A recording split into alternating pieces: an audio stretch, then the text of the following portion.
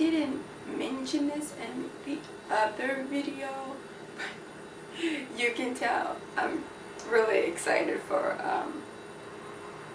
Hot Girl Summer to start. My beautiful dress and my little heels. I'm super excited. Anyway,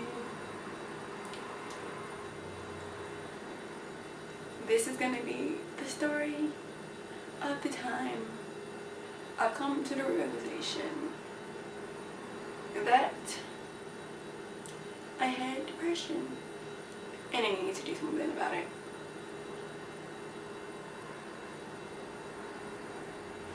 Little background story. My family is very dysfunctional. You can't feel your feelings. There isn't a safe space to. You could be happy and then they're gonna tell you you're being arrogant. You could be sad and they're gonna tell you you're being ungrateful. There is no space to feel your feelings beside to feel nothing.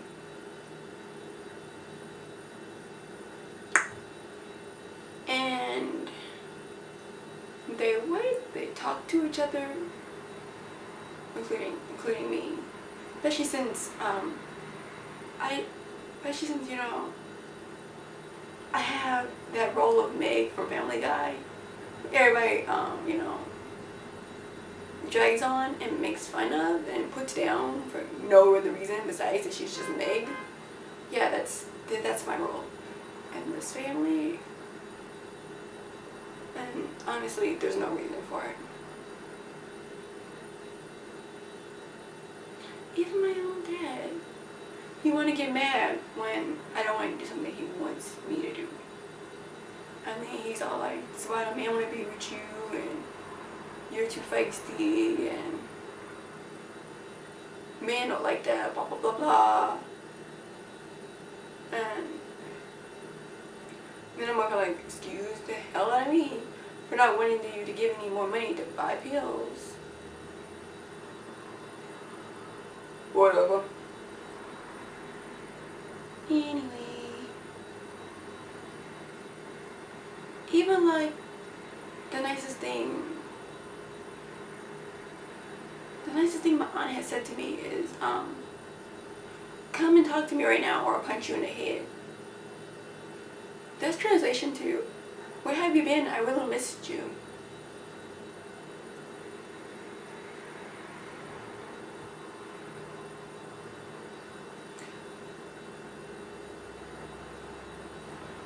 Or something else that's really supposed to be a nice compliment. Why are you wearing that? You're gonna attract men, and then if they touch you, it's your fault. Or you think you hot shit. You gonna end up being fast and get pregnant at 16. And that just translates to, you look really nice today.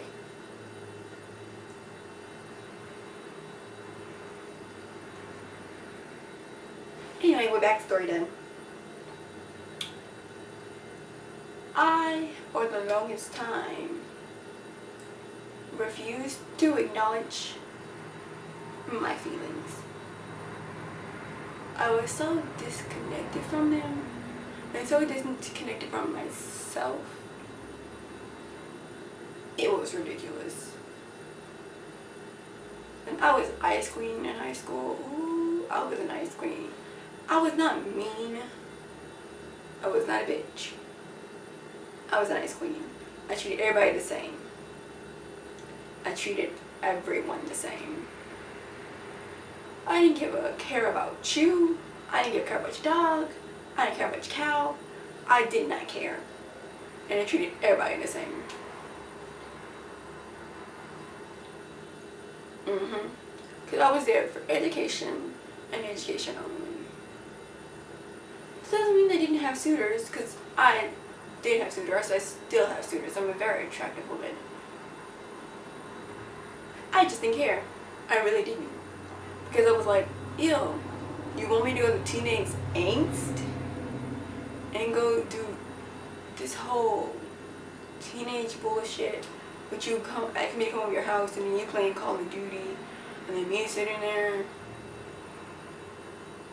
or the whole go to the movies and you try to put your arm around me, slide, and then me being like, oh my god, no thanks, pass. And I'm not trying to be a teen mom. I got too much going on in my life.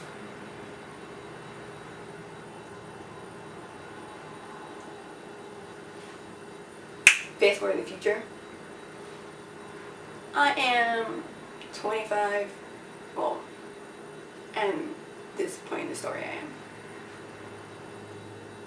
am. Life is bland and uneventful, and I am downright miserable. My soul is in the dark depths of somewhere I can't name or see. You can't even see your hand in front of your face, type of darkness that I refuse to acknowledge. Come home from work. I'm taking sleeping pills at this point because I can't sleep without them. And still having nightmares. I've always had nightmares. At least 2 a night. Which I refused to acknowledge too at the time.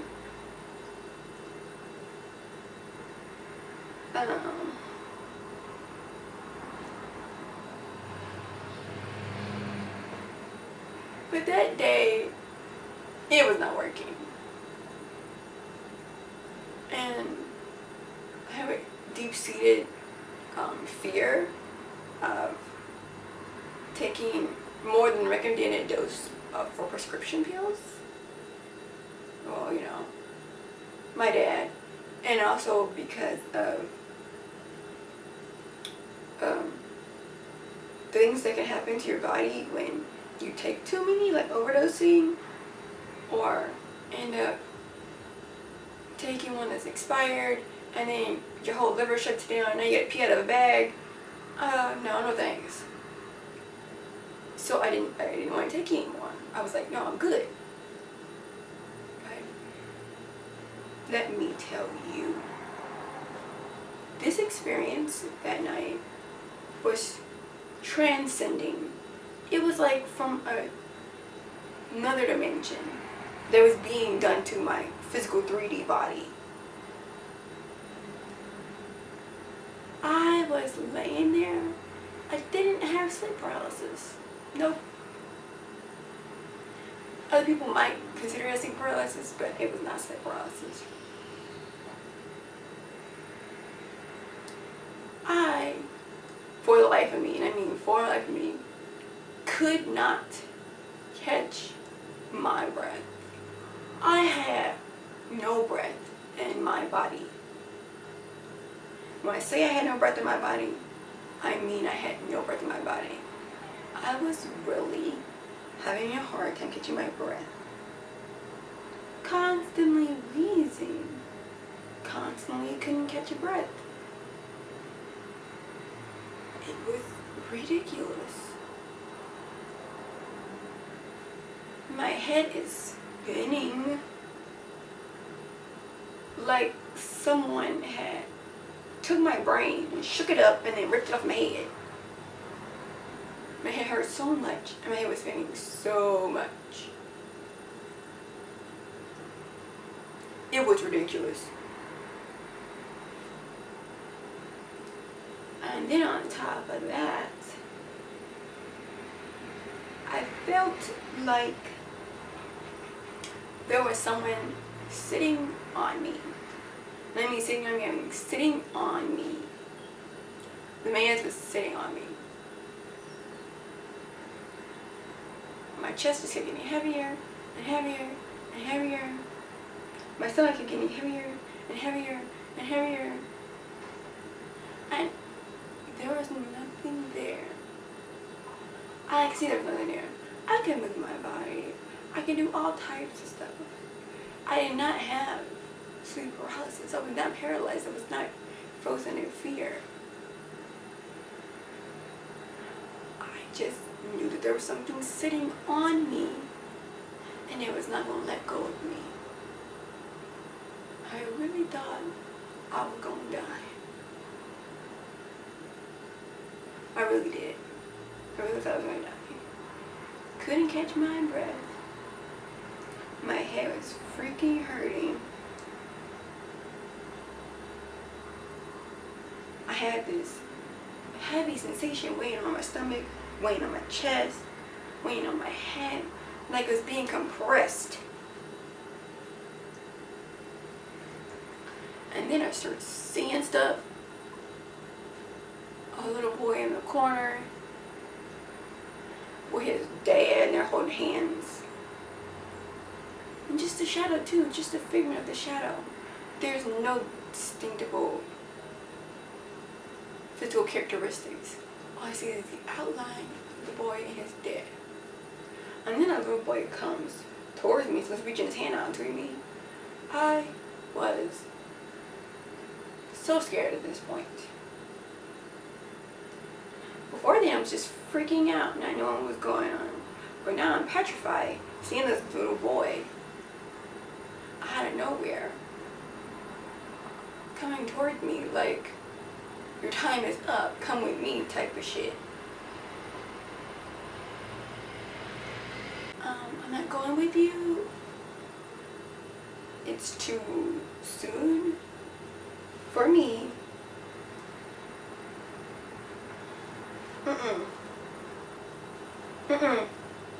No. But I'm telling you,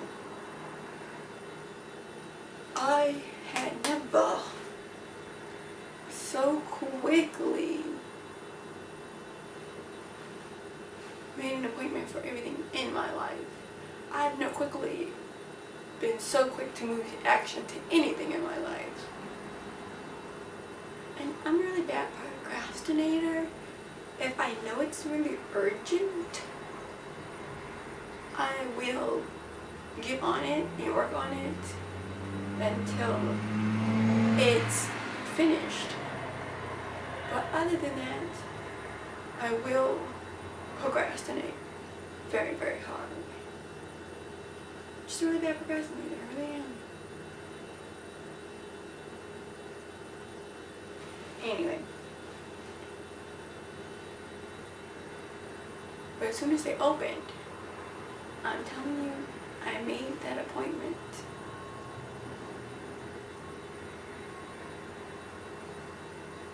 Which my sister was really happy about because she's been trying to get me to make that appointment for such a long time. But once again, I refuse to acknowledge that it exists. I really did.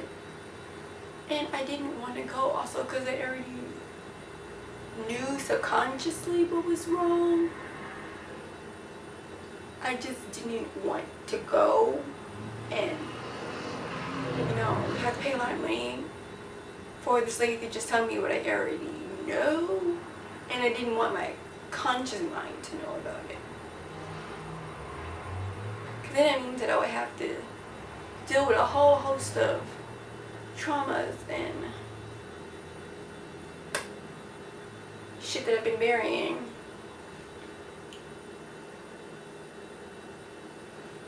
But then she told me that if I didn't go, that she was just gonna have to give up on, you know, trying to be there for me, because she was there for me for a very long time. And then I was like, oh no, I gotta go. You're the only one.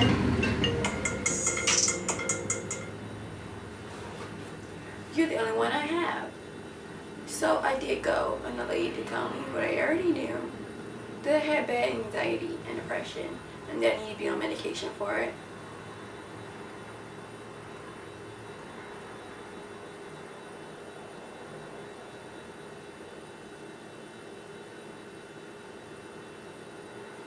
I ended up taking myself off the medication because they gave me suicidal thoughts. and it gave me really, really bad headaches. But what actually really helped me, besides me starting my journey to my mental health, was spirituality. Yep, it sounds cheesy. It sounds like it's so bitch. But it really did.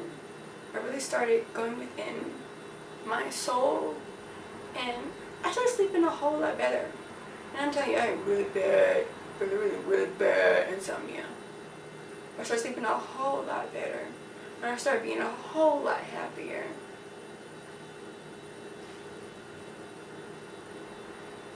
Because I decided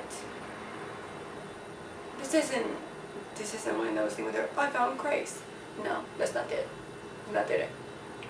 Listen, I believe in everything and nothing at the same time.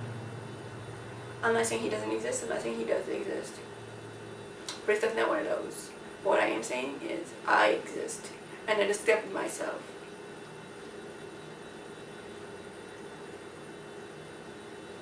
By doing that, I had to go through a lot of pain and suffering, a lot of torment, but it was worth it. And I'm still doing it now, because you're never truly done healing. You always gotta keep working on healing. Keep working on being the best person you can be. If you get too comfortable on who you are, then are you really growing? Are you really human?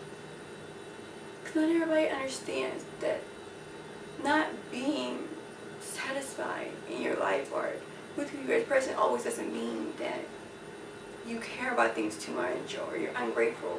It just means that you know that there's something better out there for you that you haven't achieved yet. And you know you're worthy of so much more.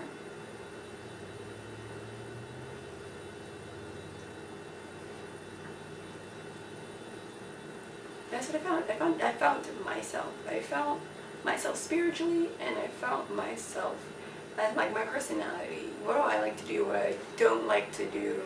What makes me sad? What makes me happy?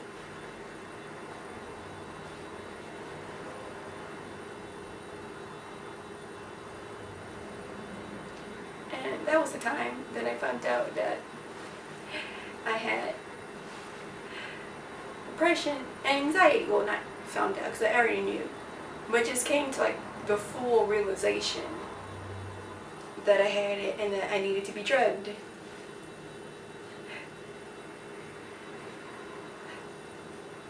But then end up, spirituality ended up helping me instead.